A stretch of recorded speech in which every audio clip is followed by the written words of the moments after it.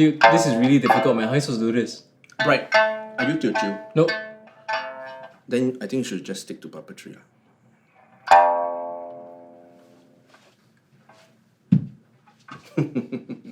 Sorry.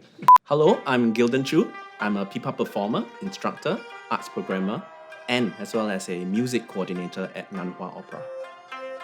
Hello, my name is Bright Ong. I am a performance maker, an actor, as well as a puppetry creative. So in 2017, I actually watched one of your show, which you directed for your students at LaSalle. And it's a puppetry show, right? Yes, it was. Yeah, my puppetry students were putting up a show end of their sem, and Gildon waltzed into the audience. And after which, he very excitedly came up to me and went, "Let's work together." Yep. Yeah. So for me, it's a whole new world. Sitting there watching cardboards, seemingly simple materials come to life, and it really transform into something unimaginable. And for me, I do traditional music. I was wondering, is there a way traditional music can work with puppetry? And that's why. Yeah, and my immediate answer was, I don't know, because I know nothing about traditional music, and especially traditional Teochew music. So it only took us, 2 years? 2 years. 2 years to finally get our act together and get this show on the go. So this is what this exhibition is all about. Traditional arts is a shared experience for the communities, and often there are a lot of values and beliefs that are embedded in this art form. And it creates a common language to bring these people together. So that's why I think preserving it is really important.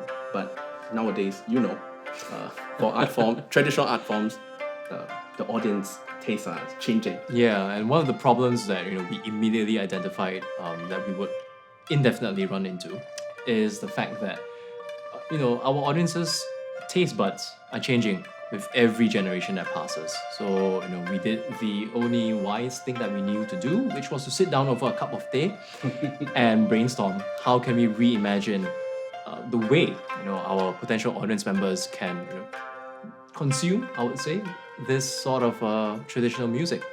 So the only way that people can publicly listen to traditional Teochew music is through the Teochew opera stage. And occasionally procession music, as well as even funerals. So we thought to highlight this because it's really rare for people to just listen to traditional Teochew music. So we took this element out of the Teochew arts, and interestingly enough, there's a lot of stories and folktales behind these pieces. Yeah, I was really interested when Gildon put across to me this idea, or the fact rather, that every Teochew song was written after a fable or a folk tale or a legend. Almost all. Yeah, I'm still learning, evidently. And so we thought about how can we best bring across these tales and reimagine the way that this sound is consumed. So we thought, okay, why not peephole puppetry? Okay, because the way that this style of puppetry performance is consumed tends to be very intimate. It allows the viewer to really hone in on the visuals, but also with the sound that's coming through, because you're sitting there alone or in a pair, watching the entire show by yourself through a tiny peephole with earphones or headphones on, and it really does transport you to a very different world. And we thought, why not use that to bring out the stories that these songs were written after. So we thought, who else best to present this other than the musicians themselves, right? Yes. We wanted it to be a very authentic style of storytelling, and because it was a cross-collaborative work between musicians and the idea of what puppetry is, we thought no better time than now to learn. And they had a little bit of guidance from me directing the show. Just a little bit. Just very little bit. So one of the most important aspects of this particular show was to make everything relatable to the eyes of the modern audiences. And one of the ways we sort of attacked that problem was to look at every individual story that these songs were written after and contemporize it or modernize it in a certain way, but without losing the essence of what the story was, and of course with maintaining the integrity of that story and the truth and the tale and the pain and the love behind what these tales may have. But the hard part, I think, was also sort of learning where in the music to sort of curtail and put into the show. Yeah, I mean that process was quite interesting for you. Because each of this show is a small setup, right? And each of this audience, they don't spend more than 4 minutes at the box. So for this Teochew music, each traditional work can actually go as long as 10 minutes or 16 minutes even. So we kind of string them down. We did not change the essence of the traditional music. We merely string passages and things like that, and then to construct it into like a 3-minute form.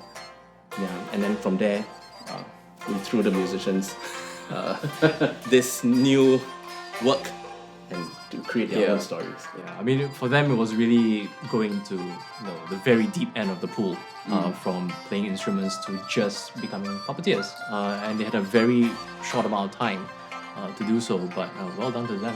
And they also played the music actually. That's true. The music that the audience get to hear is played by the puppeteers themselves. Yeah, multidisciplinary artists. But it's recorded before. It would be amazing if they did it live at the same time, but yes, physics. You can't break that. Traditional Teochew music, at its very core, serves as a significant social influence for human behavior as well as interaction. When I was in China, I see people gather just to play music, to have tea, and talk, chit-chat. Oh. Yeah. So this platform also gives them an opportunity to shape, to express and share their values. So one of the most distinctive thing about traditional arts is concerns about material as well as the creative methods used. And unlike modern art, we tend to use more natural substances such as wood to create instruments such as this.